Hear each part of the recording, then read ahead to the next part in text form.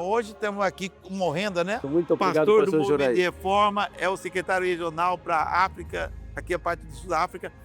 E hoje Morrenda tem levado essa mensagem para outros países da África também, né? Temos vários irmãos de vários países aqui que o Morrenda atende esses países aqui.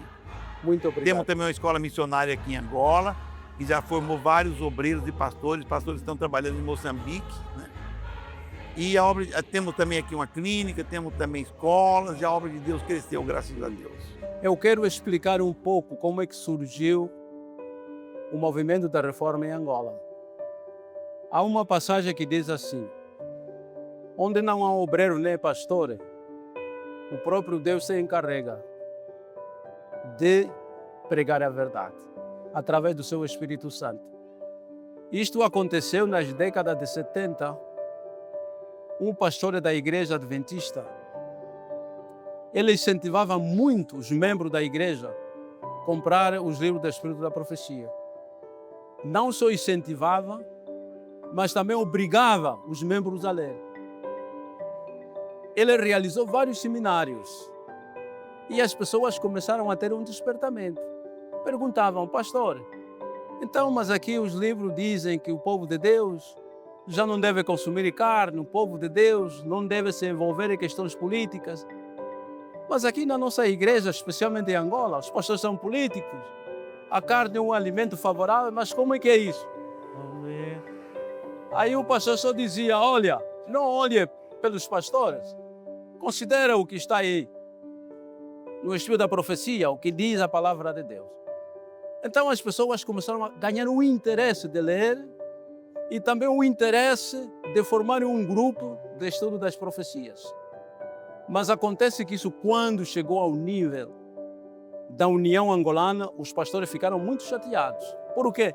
Porque este grupo que estudava as profecias já conseguia mais ou menos discernir quem é o verdadeiro pastor e quem não é o verdadeiro pastor. Especialmente os pastores que consumiam carne, quando entrasse nessas igrejas onde havia o grupo do estudo das profecias, faziam cada pergunta e até menosprezavam, porque o Espírito da Profecia diz: os pastores que comem a carne, até os seus credenciais, devem ser removidos. E os membros falavam isso. Até que isto cresceu, chegou a uma dada altura, que a direção da igreja, que é a União, entendeu expulsar esse grupo, porque eles já fizeram tudo para que eles deixassem, mas nunca foi possível. Então, a única alternativa é ser expulso. Em 1984, a União convocou todos os pastores do distrito de Benguela, Lubito, para uma grande reunião. Naquele dia até a gente não sabia, né? E eles também convidaram todas as igrejas para aquele encontro que teve lugar na igreja da Lixeira, Lubito, no período da tarde. Nós todos viemos, sentamos. Aí o presidente da União diz assim: olha, nós aqui o chamamos não é para dialogar, é para encontrarmos uma decisão final. Porque aqui na igreja há rebeldes. Já chamamos a atenção várias vezes, mas este grupo não dá atenção. Hoje, vocês agora vão decidir se ficam na igreja ou se saem fora. Mas para nós é que estes devem sair, porque não são adventistas. Eu vou citar os nomes, mas não há comentário. Aí o secretário da União levantou-se, começou a chamar os nomes. Fulano tal, presente-se, levanta. Fulano tal, levanta. Fulano tal, levanta. Fulano tal. Então foram 17 os mais notórios, né?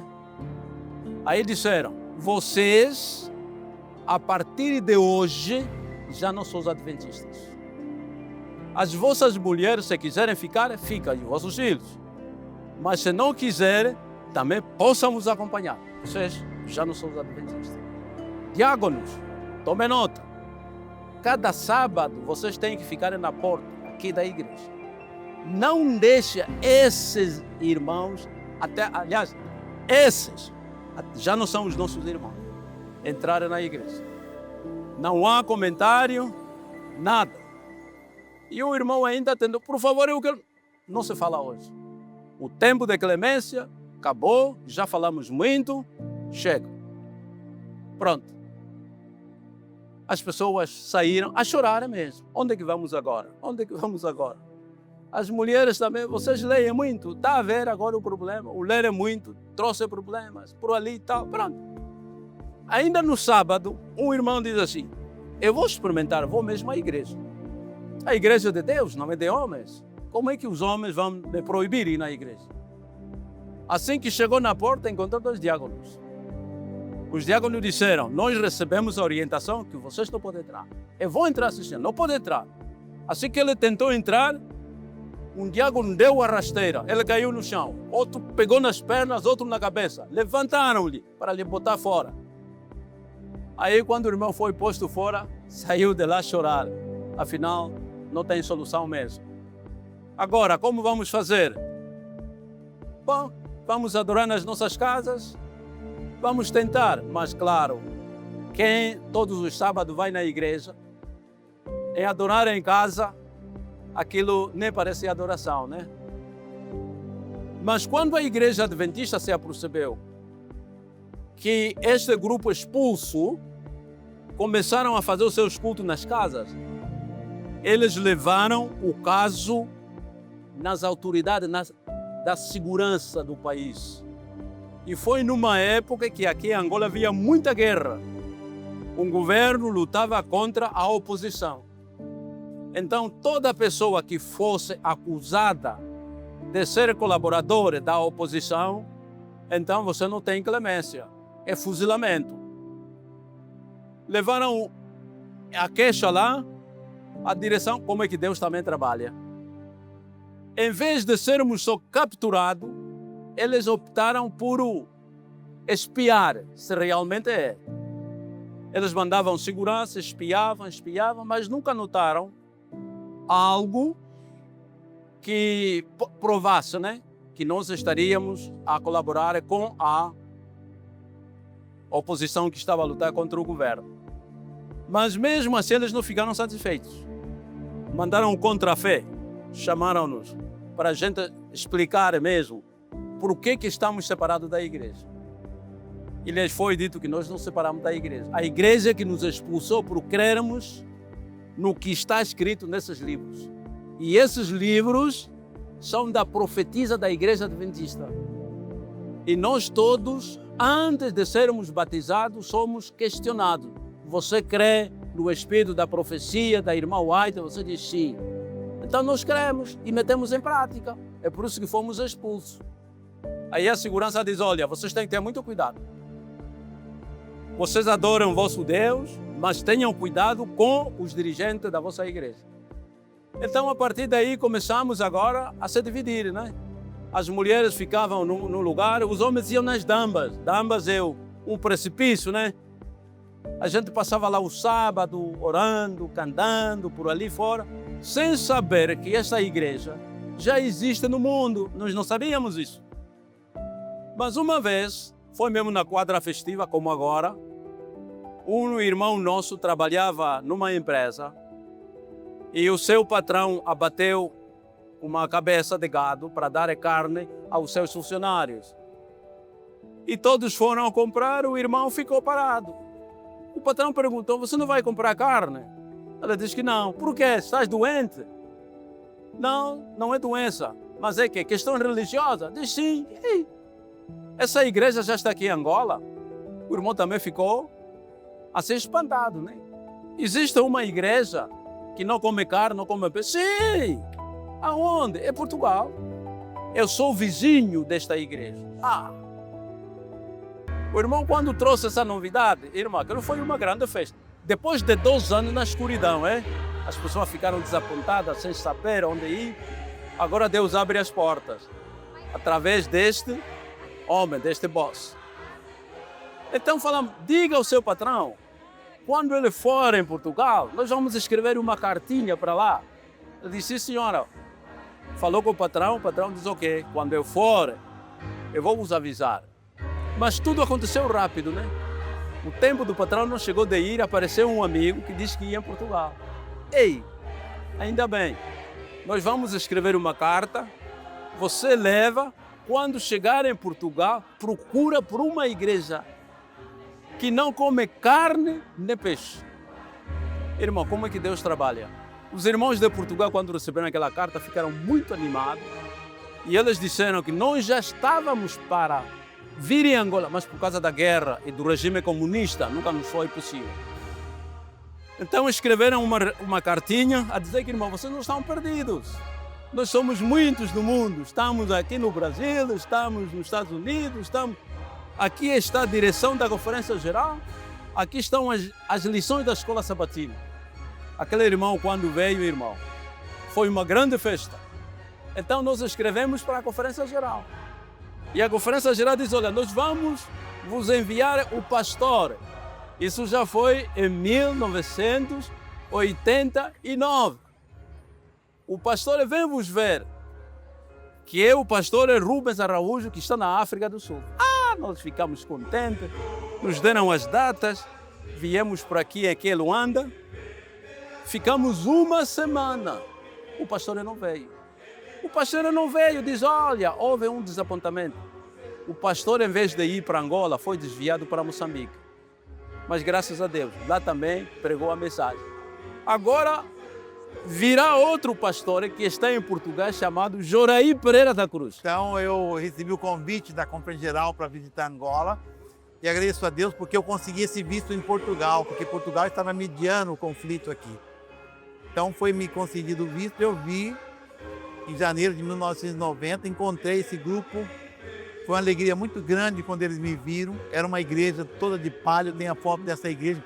Ficamos 40 dias estudando com os irmãos, tinha mais de 80, 90 pessoas, mais ou menos. E depois de estudar com os irmãos e examinar, fazer exame de candidatos, a princípio 22 pessoas estavam preparadas para serem batizadas. E fizemos um batismo de 22 pessoas no canal da Catumbela.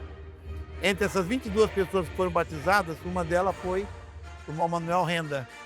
Ele já era como um obreiro voluntário desse grupo, né? Já trabalhava como obreiro voluntário. Depois que fizemos esse batismo, antes de ir embora, mais um grupo de irmãos também pediram para ser batizados. Entre eles estava o irmão Dovala. Aí antes de eu ir, eu fiz um outro batismo de mais 5 pessoas. Então, acrescentando mais 5, foram 27 pessoas. Daí o irmão Renda me trouxe até uma outra província, chamada Uambo. Aí encontramos alguns interessados que já conheciam. O irmão Renda também estava em contato com eles. Fizemos um terceiro batismo de mais 5 almas. Então, nessa minha primeira viagem, janeiro de 1990, janeiro e fevereiro, fizemos 3 batismos e batizamos 32 almas aqui em Angola. E logo depois, aí, antes de eu ir embora, organizamos a Associação Angolana, com a primeira direção da obra aqui em Angola, com sede em Benguela. O irmão Renda foi eleito primeiro presidente da Associação Angolana. Ele também foi ordenado logo depois. Interessante que ele foi batizado num domingo. Na mesma semana do batismo, ele foi ordenado também, porque nós não sabíamos se íamos ter condições ou não de voltar no país, porque o país estava em guerra civil. O governo era comunista. Então fizemos a ordenação do irmão Renda e o irmão Renda continuou o trabalho. Aí visitou o Ambo, visitou outras províncias e com a ordenação do irmão Renda. E também aí graças a Deus, eu pude voltar o ano seguinte, 1991, nos anos subsequentes também. Até pudemos mandar um pastor do Brasil também, que veio aqui, morou aqui, o irmão João Batista. E com esse trabalho, quando eu vim aqui também, os irmãos sempre me levavam em outras províncias. E assim a igreja teve força, cresceu. E hoje nós temos a União Angolana, né? Temos muitos pastores, muitos obreiros. A igreja está praticamente em todas as províncias de Angola, né? E como escutamos também o testemunho do irmão, tem cerca de 8.000 alunos da Escola Sabatina aqui em Angola. Então damos graças a Deus pelo trabalho que ele fez aqui. A semente foi plantada, cresceu e graças a Deus produziu muitos frutos, né? Está aqui o trabalho. Hoje o irmão Renda é o secretário regional para a África, na parte sul da África, né? E assim Deus trabalhou. Eu fico muito feliz de ver o crescimento da obra aqui nesse país. Quando a gente volta aqui agora e assiste um congresso como esse, nós ficamos assim, muito agradecidos a Deus, muito surpresos de ver como a obra de Deus cresceu aqui nesse país de Angola. Que o nome de Deus seja glorificado por isso.